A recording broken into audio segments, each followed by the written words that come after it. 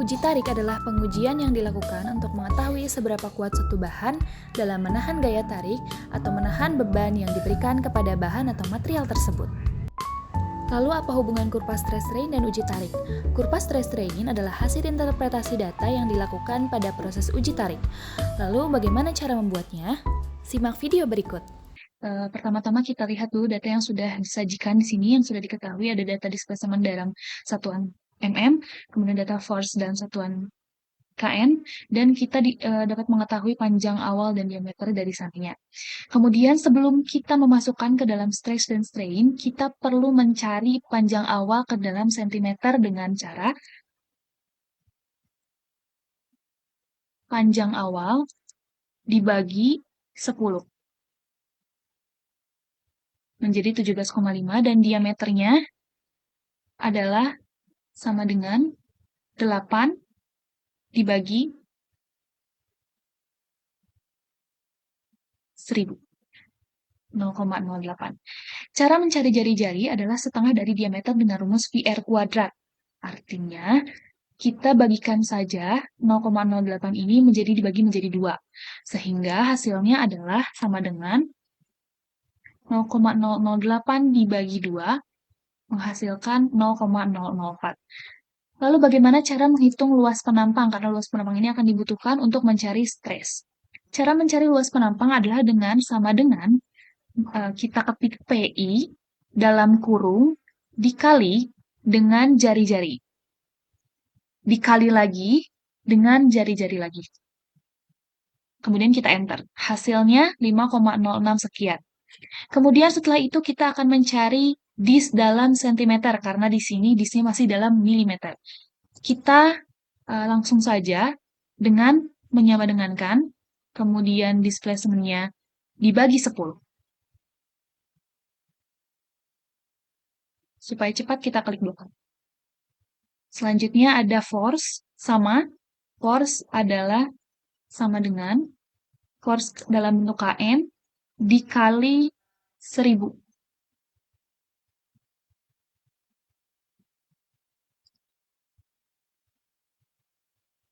Kemudian cara mencari strain adalah sama dengan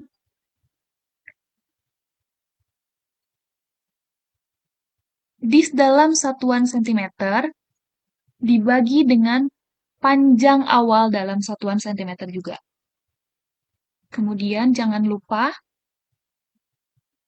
kita berikan tanda dolar untuk memudahkan dalam menghitung semua data. Setelah itu kita enter, baru kita klik agar langsung semuanya.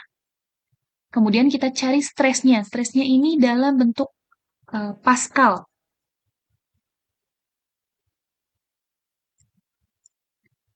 Dengan cara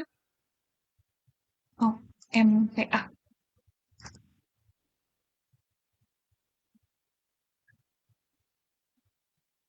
Dengan cara sama dengan force ini dibagi dengan luas penampang yang sudah kita cari tadi, kemudian dikali dengan 10 pangkat min 6. Pangkat min 6. Jangan lupa kita berikan tanda dolar untuk memudahkan perhitungan data seluruhnya. Kita enter, dapat hasilnya, lalu kita klik 2 kali. Didapat stress dan strain yang akan kita cari kurvanya. Setelah itu kita blok seluruhnya. Setelah kita blok, kita bagian ke insert, cari kurva linear. Yang ini, kita dapatkan datanya begini. Ada lonjakan di sini, setelah itu blok ini kita pindahkan ke origin. Kita copy.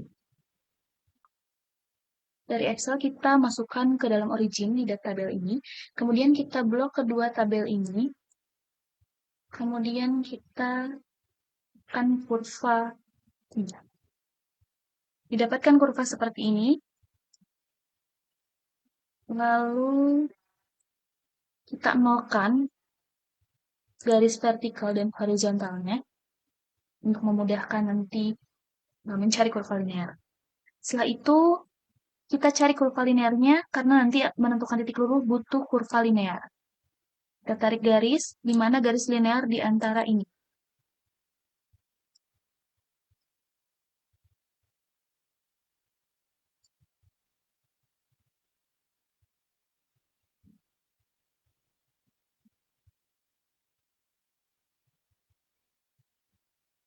Lalu kita tekan anotasi cukup lama, dan tekan klik 2 kali. Kemudian, klik 2 kali.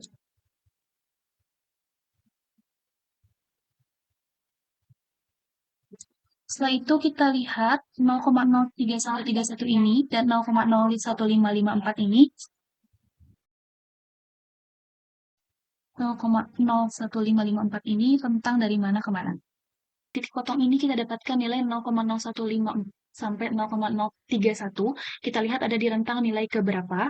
Kita buka data yang tadi, kemudian kita lihat tadi rentangnya ada di data ke-77 sampai data ke-140. Setelah kita blok, kita gunakan line dan simbol yang ini. Kita buat kurva. Ini adalah kurva linear. Setelah itu, kita cari regresinya. Karena regresinya akan dikalikan dengan stress dan strain nanti yang akan menentukan titik potong atau titik lurusnya. Kita buka analisis, kemudian fitting dan linear fitting dan open dialog.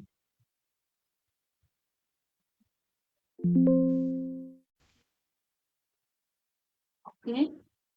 Di sini kita dapat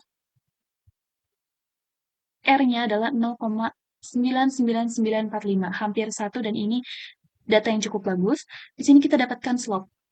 Slope yang ini kita akan masuk ke Excel untuk mencari data offset dari stress dan strain-nya untuk menentukan titik lurus. Sudah kita hitung strain offset dan stress offset-nya, yaitu strain offset dihitung dengan strain ditambahkan 0,002. Dari mana 0,002 ini? Dari 0,2%. Karena akan bergeser 0,2% ke kanan si kurvanya itu.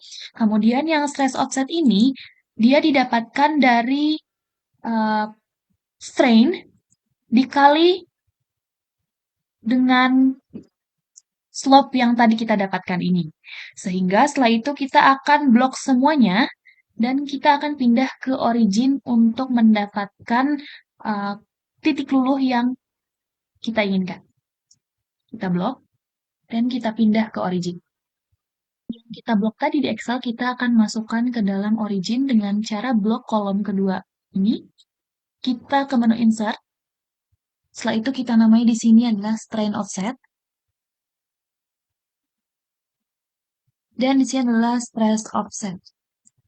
Kemudian kita tempel data yang tadi. Setelah itu kita blok ke kolom dan set sebagai X untuk mendapatkan X dan Y. Dua data yang sudah kita set tadi sebagai X dan Y, dan kita buat kurva linearnya. Setelah itu kita klik kanan, plot setup untuk membentuk kurva seperti kurva ke-1, agar kita bisa melihat titik potongnya. Kita set seperti ini, kita add, kita hapus yang paling atas, kita gunakan yang kedua ini, dan oke. Sudah menjadi kurva seperti ini, kita set seperti sebelumnya. Ini vertikal dan horizontalnya harus berangka 0. Setelah itu kita akan satukan kurva pertama dan kurva terakhir ini. Yang akan kita satukan adalah kurva ke-1 dan ke-3. Di sini kita setting, kemudian di sini kita hapus, karena yang akan kita satukan adalah grafik 1 dan 3. Di sini kita setting 1. Setelah itu kita oke. Nah, sudah terlihat di sini titik-titiknya yang berpotongan. Dan kita akan menentukan titik P, titik E, titik Y, titik M, dan titik B. akan menentukan titik-titik yang paling mudah dulu, yaitu titik B. Titik B merupakan titik putus. Nah, ini merupakan material mengalami patah dan menyatakan kekuatan putus. Jadi, titik B ini menandakan bahwa ketika material diberikan beban maksimum, material tersebut sudah tidak dapat menampung, menahan, atau menangani beban yang didapatkannya sehingga dia akan mengalami rusak atau putus. Cara mudah menentukannya adalah dengan memplotkan di angka berapa dia mengalami putus. Kita plotkan, karena putus ini saya asumsikan di paling akhir, karena tidak ada lagi kurva lanjutan atau nilai lanjutan, artinya material tersebut sudah putus. Nah, titik B ini ada di rentang atau dinilai ke 519 dengan angka 0,16 dan Y-nya adalah 46. Kemudian kita akan menentukan titik maksimum. Titik maksimum ini adalah titik di mana beban mencapai nilai maksimum dan pada batang uji mulai terjadi pengecilan penampang lokal. Titik ini juga digunakan untuk menentukan kekuatan tarikan maksimum. Jadi titik maksimum ini adalah titik maksimum suatu material dapat menerima beban yang diberikan. Jadi nilai tertinggi yang diterima material tersebut untuk mendapat beban. Kita akan plot di sini karena di sini adalah kurva yang paling tinggi. Kita lihat nilainya berapa. Ada di angka 0,12 dan 454 di data ke 448. Selanjutnya kita akan menentukan titik P. Titik P ini merupakan titik di mana tegangan dan tegangan memiliki hubungan proporsional atau batas proporsional. Artinya proporsi ini adalah linear, batas akhirnya ada berapa. Nah, batas akhirnya ini yang sudah kita tandai tadi, kita akan plot kurang lebih di sini. Ada di data ke 137, ini merupakan batas proporsional. Kemudian kita akan menentukan titik E. Titik E ini merupakan titik di mana batas suatu material akan kembali pada panjang semula apabila beban dan tegangan luarnya dihilangkan. Nah, saya asumsikan titik E ini adalah titik satu tingkat di atas titik P. Kalau titik P ini adalah data ke 130, maka titik E adalah data ke 138. Kita akan plotkan.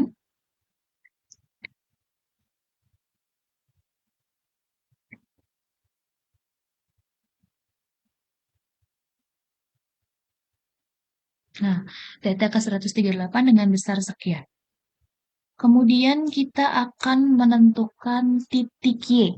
Agar memudahkan mana yang berpotongan, kita akan sedikit memperbesar. Nah, sebetulnya yang berpotongan di sini ada 3, namun yang saya asumsikan bahwa titik Y ini merupakan batas material di mana pertambahan beban yang sama akan menghasilkan pertambahan panjang yang lebih besar. Jadi beban yang diberikan sama, namun panjangnya akan lebih besar. Di sini ada titik perpotongan sebelum naiknya pertambahan panjang.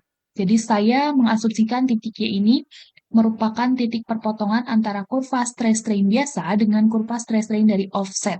Atau bisa jadi adalah modulus Young yang tadi kita kalikan dengan strain. Ini titik potongnya adalah titik Y. Kita akan anotasikan ada di berapa datanya.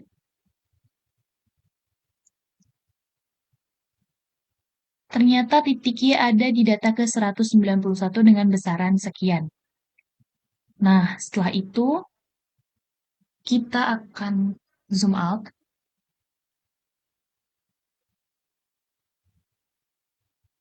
Supaya memudahkan dalam melihat, kita akan hapus garis ini.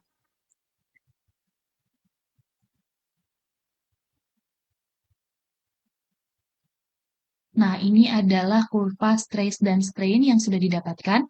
Kita akan memberikan lambang agar lebih mudah dalam melihat titik P dan titik Y. Juga titik-titik yang lain.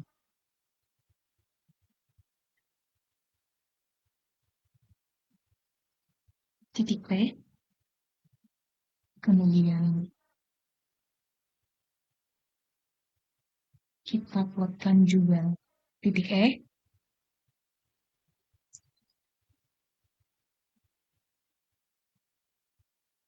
Kita plotkan lagi di sini titik Y.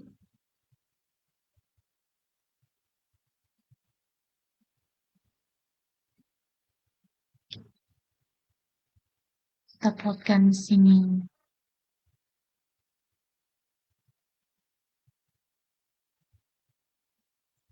titik M.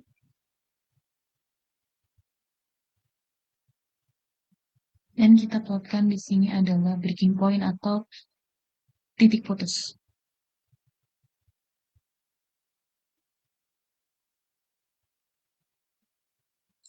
Nah, berikut ini adalah kurva yang dihasilkan